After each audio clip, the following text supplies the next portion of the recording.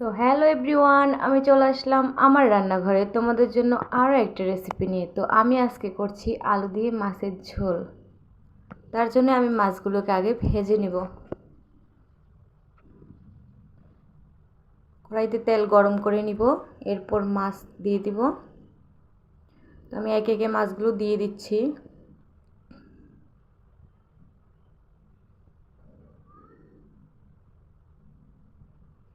তো আমার প্রথম পার্ট হয়ে গেলে আমি অপর পার্টটা ফিরিয়ে দেব।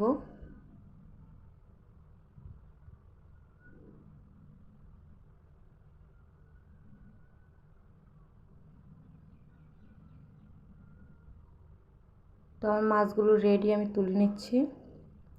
এই তেলেই দিয়ে দিব আলু,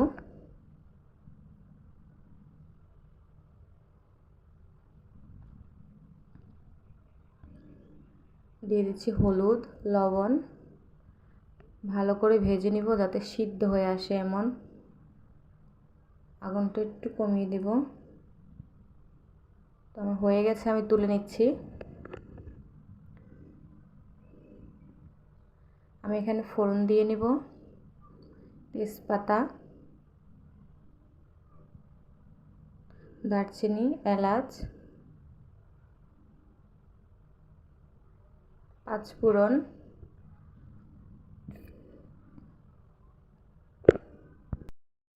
তো আমি এখানে বাটা মশলাটা দিয়ে নিব। এখানে জিরা বাটা, আদা বাটা,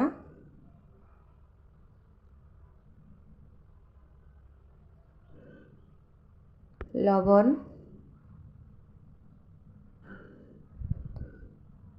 হলুদের গুঁড়া,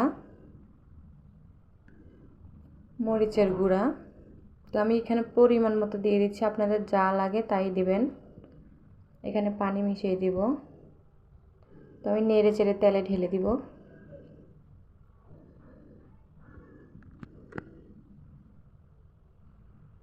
তো আমি মশলাটা ভালো করে কষিয়ে নেব।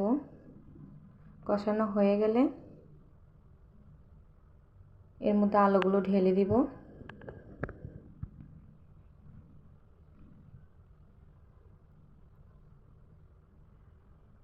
আলুগুলো নেড়ে চেড়ে আমি পানি ঢেলে দিব।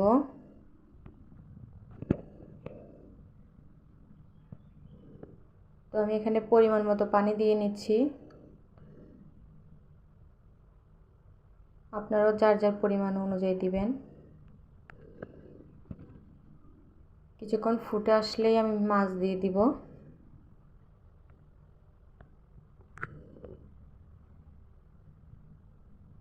আরও কিছুক্ষণ ফুটিয়ে আমি আলুগুলোকে একটু ভেঙে দিলাম। নেড়ে চেড়ে নামিয়ে নিলেই রেডি মাছের ঝোল।